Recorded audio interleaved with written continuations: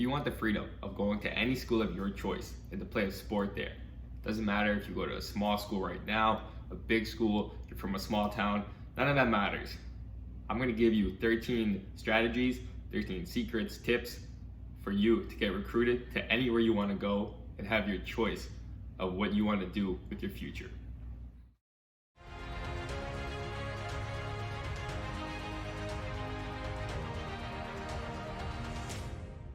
Thank you for watching this video right now, and thank yourselves for putting in that time to get better and reach your dreams. Before I go into details on how the strategies work, on the tips I'm going to give you, and my recruiting story, I'll have you know that the answer to a lot of these things can either be found on my account right now or will be in the future for a more step-by-step detailed process. Now, the biggest thing with recruiting is standing out amongst your peers, you in the past, your team right now, your league. You want to stand out and be known, make plays, have an impact in the community, have good marks, all of that. You got to stand out. Compare the number of schools of the league that you're looking to go to. If it's U Sports, there's 27, I believe. But think of how many more high schools there are and younger teams under that of kids that want to go play at the next level. Every time you go up in a level, there's a big cutoff. Only so many guys can make it. So you gotta stand out and show the coaches why they need you on their team. All right, tip number 1, be top 3 on your team. Think about your high school, other high schools. How many people do you usually see go next level every year? 1, 2, 0, usually not much more than 3, depending on how good the team is, how big they are, and how well they're known. So if you're top 3 on your team, if not top 2, top 1, you could have a goal of being the best at your position in the league. You could be the best player in the league, but you want to be at least top 3 on your team. This puts you in a good position moving forwards to get noticed by scouts and for them to see you as a player who'd actually help their team, not just someone to take in. So how do you do that? How do you become top 3 on your team? How do you become a better football player? Do you just decide? Do you have to let them know that you're good? What do you do? So here's what you do. You got to turn heads. You got to make big plays. You got to make big hits. You got to play football the way football is supposed to be played. Tough. Be physical with it. If you're bullying guys all the time, you're playing within the whistle, within the rules, but if you're hitting them, blocking them to the ground, hitting them so it hurts, they get up slowly, that's something scouts notice, and they want guys who play football physically. You have to make your presence known, tackle through the whistle. If you make the other team look like little bitches every time they step on the field, that's something anyone who watches a game is going to notice when they're backing down from that competition. So you want to dominate physically, and that will get you noticed. So nowadays, there's more athletes than ever before. If you're a DB/athlete, wide receiver, linebacker, or just athlete by itself, coaches are looking for athletes who can play multiple positions, because you never know as a coach when someone's going to get hurt and you need to find a guy to fill into that spot. So that's why tip number 2, play multiple positions. The more you can play, the more you can do, the better. The better for yourself to understand the game and have a good concept of how football works, how the guy you're going against, what his job is, because that'll help you to read him and understand what he's trying to do, but also help you next level, because sometimes you'll have to play here, sometimes you'll have to play there. Maybe it's defense, offense. Guys switch around a lot more than I expected. And if you're just playing corner, let's say, or if you can play corner, halfback, safety, wide receiver, punt return, kick return, if you could do all that, that's someone that recruiters are going to want. They're going to want you on your team for being able to do a lot more than the next guy. Playing more positions also puts you in the right position to make more plays. Now, you don't want to be selfish, but when you look back, realistically, the more plays you make, the more you'll get noticed. And this doesn't have to be every game. Sometimes your task might be to block a lot. Like one game I had in high school, I pretty much played O-line because I was tight end on offense, and I had to block a lot that game. And we had scouts there from even Queens, where I go now, and I want to make more plays. But you gotta stay within the game plan, what your coaches tell you to do, because scouts know that too. They know football. You can't just go be selfish and leave your teammates out to dry. So later that game, I got to play more what I'm used to, back on offense, for the bag, played some walk at quarterback, got a nice touchdown.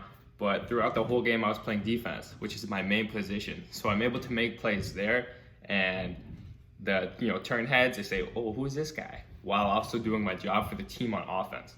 So if you can play more positions and not just look like a selfish player, then they're gonna understand that you're a team player, you care about the team, plus you understand the sport of football. There's really no downside to you might be a little gassed, but the earlier you start, the better your cardio is, and the better your cardio is. Now, say you've been playing both sides of football for a couple years, you could probably just run the whole time now, and guys will look at you and be like, damn, this guy never get tired? Nah, you don't, because it's what you're used to doing. Another thing with playing both positions is that it gives you the opportunity to get in the end zone on 3 sides of the ball. Now, imagine you have a game at your high school where you're playing and there's scouts there, and you score on offense. It's like, okay, whatever, just a couple touchdowns that game. Then you score on defense, and they're like, oh, damn, this guy's nice. Then you go on punt return and you score there again. If you can make plays on all sides of the ball, they're gonna know you're a baller, not just someone who can do one thing only. Anyone watching a game will see you make the plays, they'll hear you on the announcements, they'll know you're standing out and that you deserve to play at the next level. And know that someone important is always watching.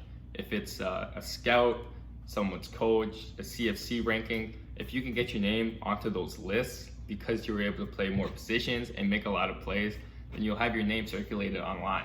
If you're like, CFC top 100 or something like that, that just puts you in a better position to get in contact with the coaches, put your name in their database so they know who you are and you already got that connection going. Now for me, in high school, I played pretty much everywhere. My main position, safety, DB, I'd play corner, also a halfback, but on offense, I'd play wildcat quarterback, some normal quarterback, receiver, running back, tight end. I got snaps pretty much everywhere.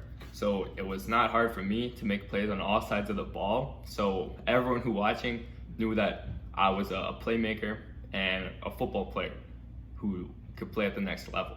Through making plays everywhere, I was named All-Canadian for 2017, the CFC high school thing. So because of that, every coach probably knew who I was because they see, okay, who's the best at high school right now in these positions?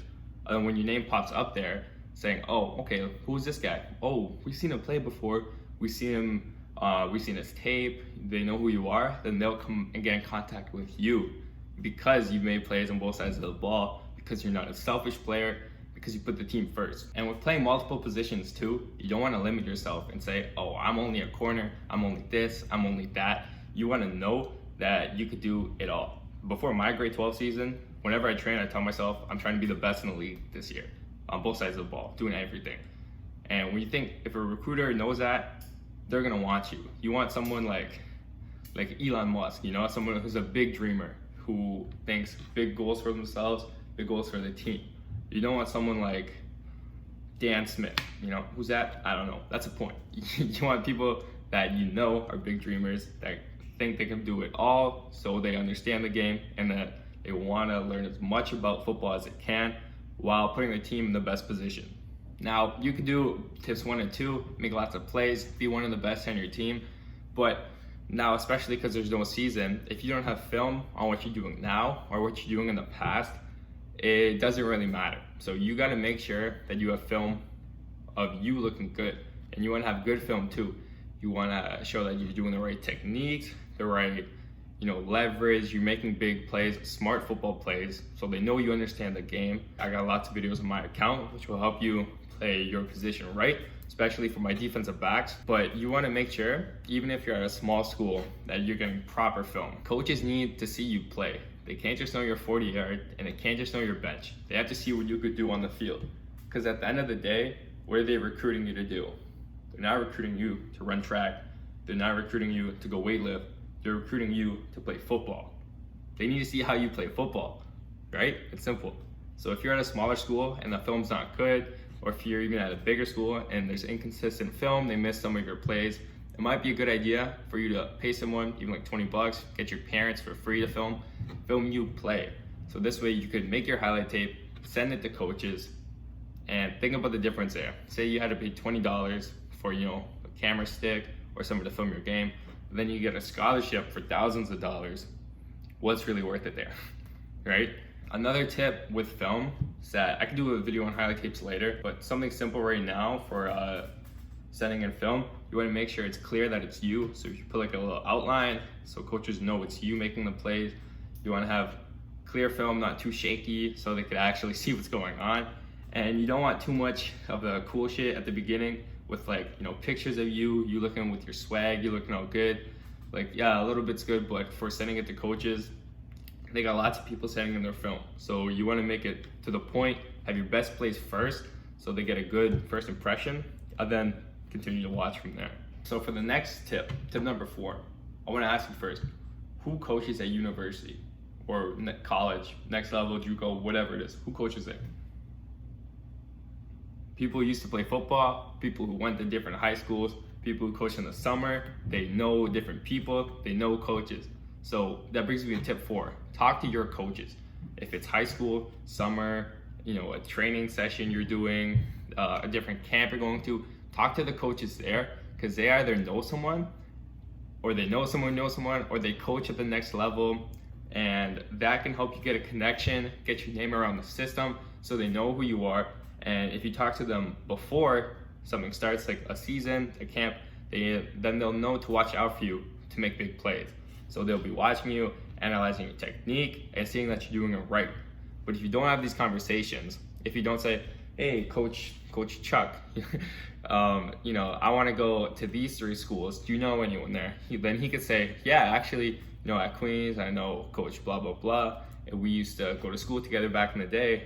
If you don't have that conversation and your coaches don't know, how are they going to help you, right? Closed mouths don't get fed. So you got to make sure that your coaches and everyone knows that you have a goal of playing at the next level so they can help you get there. All right, step 5. And this, to me, is the most important one because this is going to directly get you in contact with the coaches who are going to be recruiting you and also show them that you're about football, you can make plays, and you're about the process of getting better. So step 5 is emailing the university coaches. You email them, not your parents, not your dog, your brother, anyone. You got to email them to show that you care about your future and you want to make your dreams come true. From the emails, they'll know you're really interested in their school because you want to personalize it and say, yeah, I'm interested in coming here. I like these things about the school. Could we have a visit, or could you tell me more about it? And then they'll know that you're for real and you're not just another, hey, here's my tape, watch this. So I'll take you through an email I sent back in the day, and I'm not saying this is exactly what to do or what not to do, but I'm just to give you some direction into where my mind was when I was in grade 10 or 11. So this was after Team O tryout, and I emailed one of the coaches who also coached at a school that I was looking at going to. I'm standing out because lots of players, they're probably like, 100 something at the tryout, but how many do you think emailed and followed up after that? Probably not too many, especially right from them, not their parents. So here's what I wrote. I'll put it for you guys too. I said, hello coach, blank. I'm Eric Colonna, a defensive back who was at the Toronto tryouts for Team Ontario. I was wearing number 36 black and got your contact information when the tryout ended. Now he's thinking, oh yeah, I remember that guy. I would like to thank you for doing what you do because without coaches, all of us players would not be able to play the game we share a love for. Now the coach would be thinking, oh yeah, he wants to feel appreciated. Every human loves to be recognized, so you want to be nice. Also, I thought I would take this opportunity to share with you my most recent highlight tape, linked below, from this past championship season at St. Marcellinus in Mississauga. I would like to show you more of what I could do on the field because it is hard with limited reps at the tryouts. Hopefully watching my video will solidify your understanding of what type of player I am and show you why I deserve to be on Team Ontario football. I would greatly appreciate if you watch my video and if I make it onto the team, as it has always been a dream of mine to play for Team Ontario. So from that email, I'm showing the coach that I'm really interested in playing on the team, and I know that if I made a couple plays at the tryouts, I might have got burned once or twice, but I'm showing that I could do a lot more, and you just didn't see it in this time frame. So I'm showing them that I care and I'm hungry to play, because that's the most important thing. You gotta want it. The coaches gotta know you want it. So I didn't get a reply for a day, and I'm not saying this is exactly what you should do or what, but I forwarded the same email to the same coach. I probably should have waited, but anyways, he replied the next day saying, "Hi Eric, thanks for reaching out. It was a pleasure to meet you last weekend. I love your passion and persistence. It is truly a good quality. I like what I saw at the trial. I think you have a good base to build from, and I believe I can at least help you get closer to where you need to be. I agree that it is tough to shine with limited reps, especially if they don't throw your way. As DB, if you're covering right, they might not throw to you. So it's one of the things about being a DB.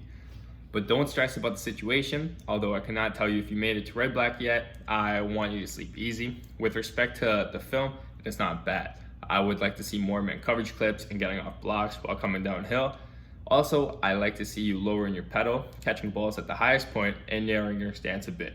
It's a great starting point. You seem like a good guy and player. Keep up the good work, and hopefully we'll get to work together soon."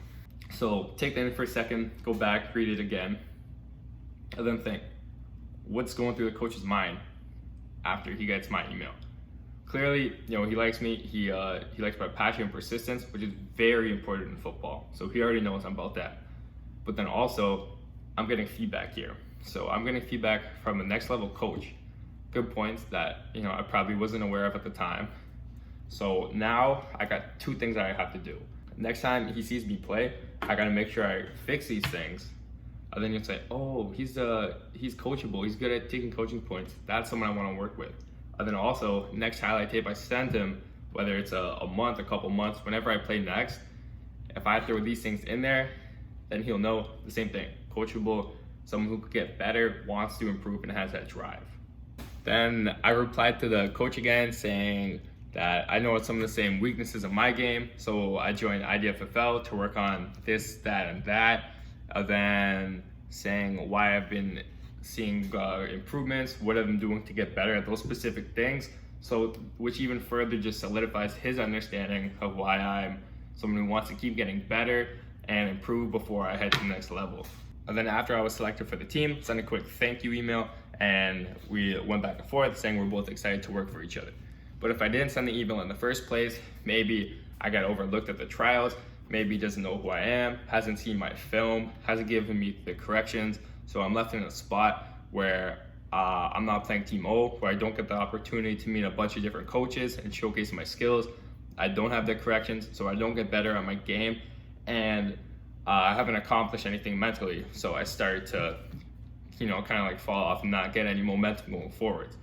And that's the importance of sending that initial email, because once you get started, it just keeps building and building on top of each other.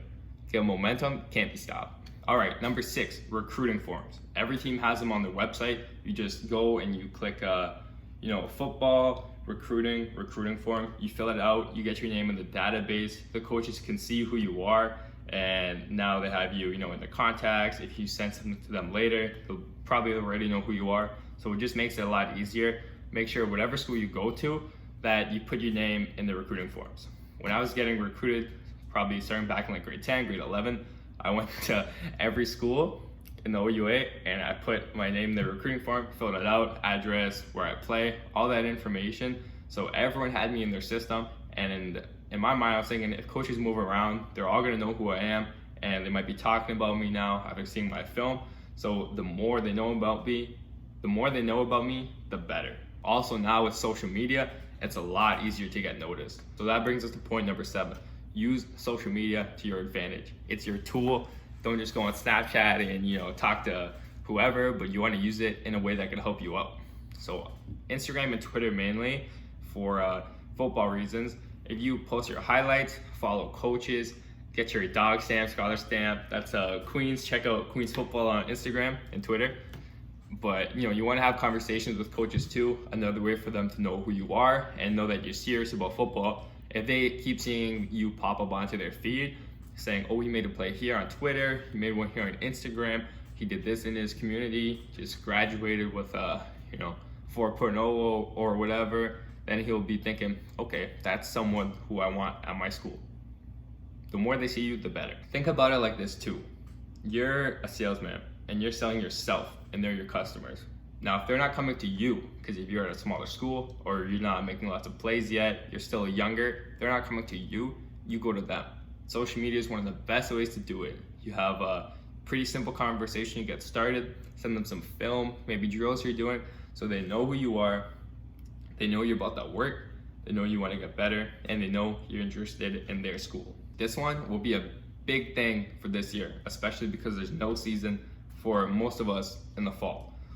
I think that number eight, going to camps at the schools that you want to go to, there'll be probably a lot of those happening in the spring because coaches, they need to recruit players and see who fits into their team, their system, their players as well. So they need to see you play. Sign up for these camps at the schools you want to go to so they see you. When I was getting recruited, I was a bigger recruit, so I didn't need to do them as much. When I was in grade 10, I think, I went to one at Laurier. I got like 8 picks on the day. Well, they know who I was, and they know that I could play football. They know I'm interested in going there. Then they start talking about me, probably watch my tape. Plus, my name was already in their recruiting forms, so they know who I was. And I was already one of the best players on my team. Then they see me at the camp, and then they're saying, okay, yeah, we're sure about this guy. He could do it. Camps at schools also, what better opportunity do you have to showcase your skills in front of who you want to see them? If you want to go play at Queens per se, and you're saying, okay, I need the DC, whoever, to see me play, to see what I can do, go to the school, do the camp, and then they can see you play. And there's really no lose, because if you do good, amazing, they'll be interested in you. And if you do bad, you get beat, you ask them for corrections, then you improve, send the email like I said before, asking for corrections, send your film, but you improve for the next time they see you. And they understand that football is a long process and anyone can improve a substantial amount in even one off season. So you say you go to camp when you're in grade 11 and you don't do too well, but you email, ask for corrections, send your film, get that rapport going so they know who you are, you know who they are, and you have a connection. Then come grade 12, halfway through the season, you got a good highlight tape, and that's a great time to send it before everyone sends it at the end of the season. But you send your tape halfway through the season, they see that you've corrected pretty much all the things that they've told you to correct, and you're making bigger plays, and you're doing better in school, you're gonna be someone they want on their team. Number 9, don't just do the school camps. Make sure you go to different things like CFC, Fox 40, Prospect Challenge.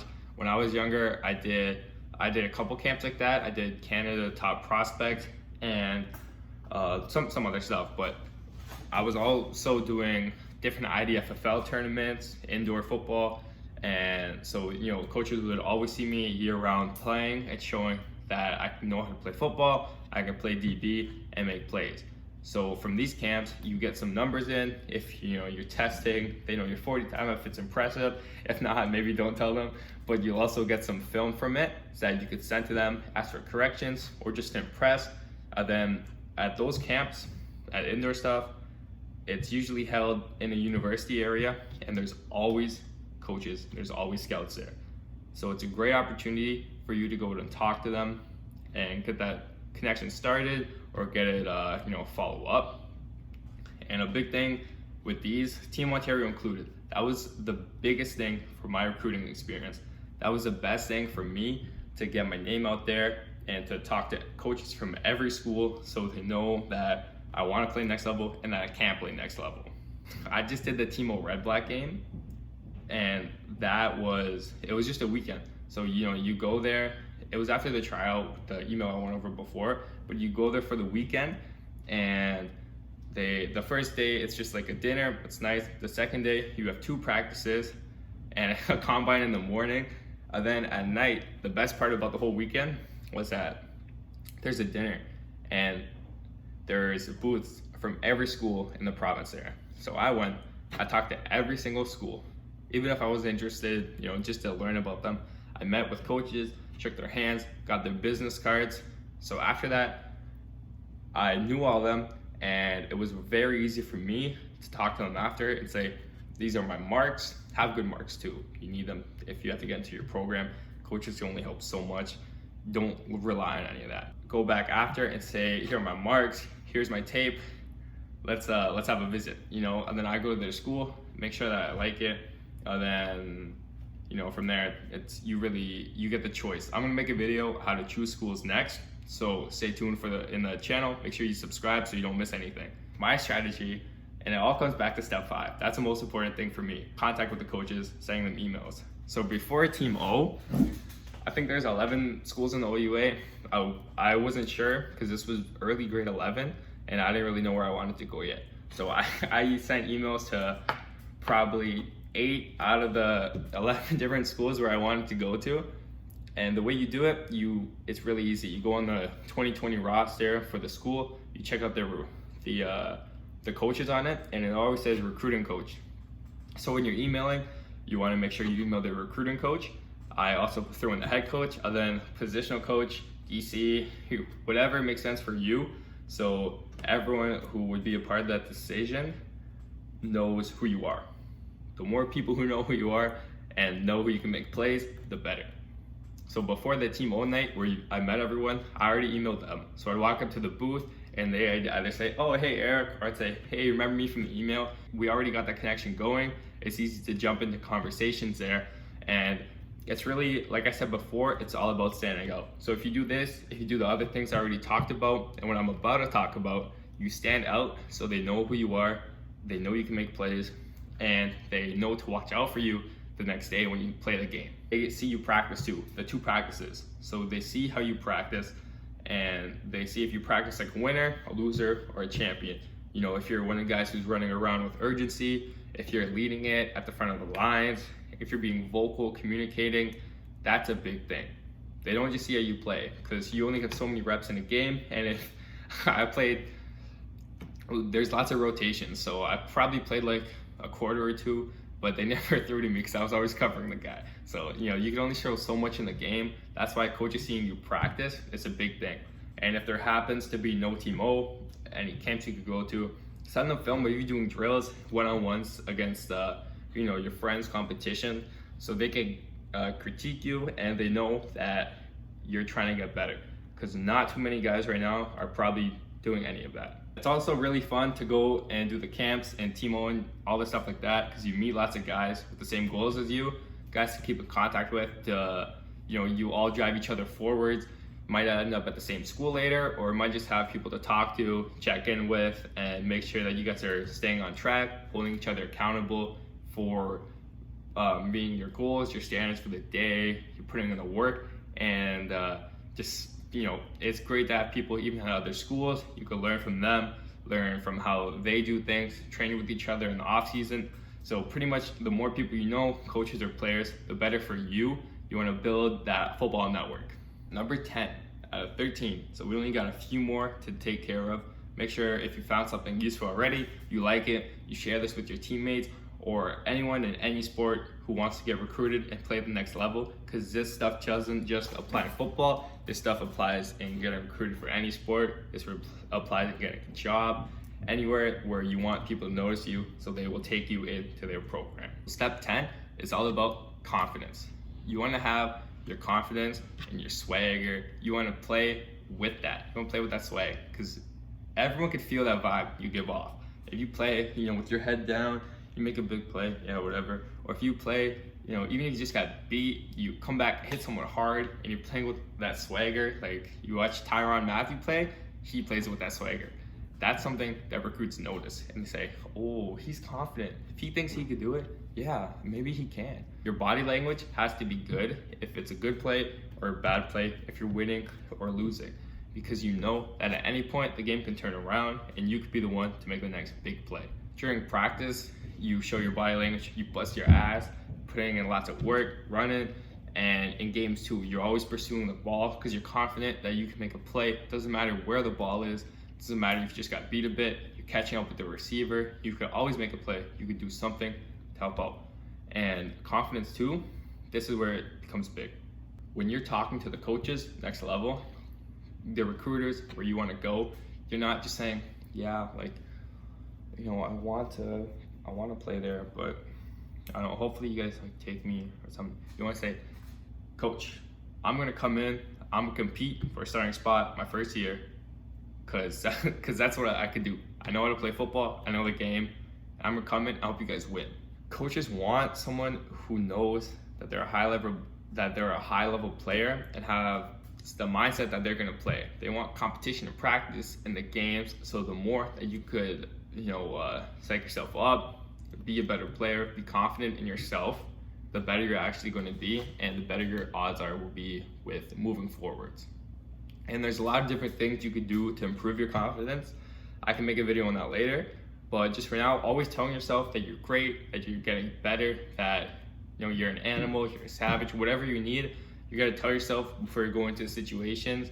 I think keep believing it, repeat it every day to yourself, and really live how you want to live. Now, even if the coaches don't think you're that nice yet, and they haven't seen you make too many plays, maybe you're younger, but just imagine a situation where they're talking to a quiet guy that could just impersonate it, and he's very quiet, won't look at them in the eye, or if they're talking to someone, just gonna look them in the eye and tell them that they are gonna be the best recruiting decision that they ever made. They're gonna make these plays. They're gonna do their job, learn the defense, because they're confident in themselves and they're confident in their ability. They've been playing football a long time, and they know that they will help you get your team better. Especially as DB, confidence is half the game. You gotta be confident in yourself and believe yourself that you can make the plays. You're the only one who puts a cap on what you could do, and you gotta believe that. No one else can tell you, you can't do this, you can't do that. It's all you, it's all a choice, it's all up here. You gotta be confident in yourself. Biggest thing. All right, number 11. This one's kind of overlooked, not always. Some guys care about it, some guys don't. What you wanna do is look the part. Think if you're a recruiter and you're watching a guy play or you're watching a guy work out, what type of guy are you looking for your team? And you gotta look like a football player. You don't have to, because some guys play and they look like whatever, but they still make plays. But just think generally in recruiting, if that was you, who do you want? Someone who's 150 or someone who's 180 with big muscles, he's cut, he's got veins, he's playing loud, he's playing with confidence. You gotta look the part, have swag when you play. You gotta look, have your bands, your socks, your gloves, whatever it is for you to make you look good, look that part, do it. You look good, you feel good, what I'm saying? Feel good, play good, they pay good. Whether it's with pros, scholarship, whatever. You gotta look good, feel the part, because if you're out there and you got, stupid, if you're out there and you got your $20 Sport Check cleats and you got nothing on your arms, no gloves, you don't look like a football player. You gotta look like you got swag, you know what you're doing, and you're confident in yourself. It all goes together. And like I said, this isn't the most important thing, but if you were the recruiter, you're gonna want the guy who looks the part, who's got the muscles, who's got the confidence, who's got the swag. That's who you're gonna want on your team. You gotta take a look at yourself and say, if I was a recruiter, do I look like someone who I don't want to play on my team for the next level, the pros, college, university? If not, hit the gym, dominate in it, get your lifts up, get your muscles up, get your weight up. Because when you play next level and you're 17 going against 24-year-olds, they're grown men. So you want to make sure you look the part, you're strong, you got all that taken care of. Check out the channel for lots of workouts you can do, increase speed, strength, all that.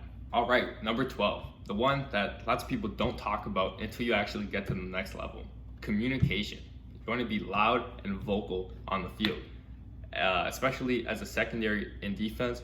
If you're, say, your safety corner, whatever, if you're leading it, you're telling other players what to do, coaches will know that you are understanding it intellectually, you know what's about to happen, they'll know that you're a leader on the field, off the field. You got to communicate, and that is one of the most important things.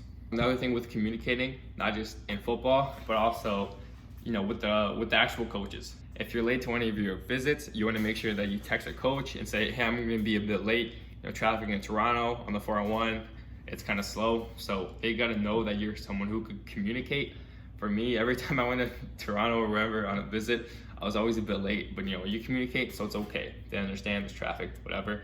But you got to show that you're respectful and someone who is willing to be coached. That's the whole point of the emails, the whole point of going to the camps, talking to the coaches. It's all about communication on and off the field. Congrats on coming this far in the video. Step 13 is the easiest for you to do. All you have to do is keep following this channel, keep up with the content, keep up with the videos, with the posts. You want to keep up with the workouts, with the mentality. I'm going to do some football lessons, more how-tos, more film breakdowns. So whatever you need to know in the sport, you got it. This is going to be your place to get everything you need before you hit the next level. If you're already in the next level, either refresher or learn some things you didn't know. You could always learn something from someone. So make sure that you subscribe, you keep following the account, you like what you see, let me know, leave a comment below. If you want to see any other videos, how-tos, something you need to learn more about, make sure to let me know and we'll get that for you.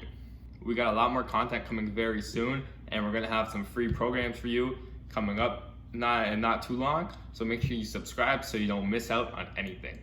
Now I could keep going and list some other tips, some other strategies, but this is pretty much for the most part what you need to know before you go into recruiting. I might do a part 2 to this video depending on how much of you want it. If you want to see some more tips, let me know below.